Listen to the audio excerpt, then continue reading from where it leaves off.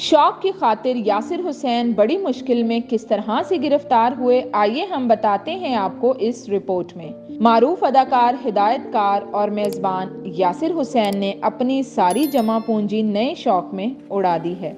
यासिर हुसैन ने Instagram account पर नई पोस्ट शेयर की है जिसमें इन्हें अपनी गाड़ी पर फिदा होते हुए देखा जा सकता है।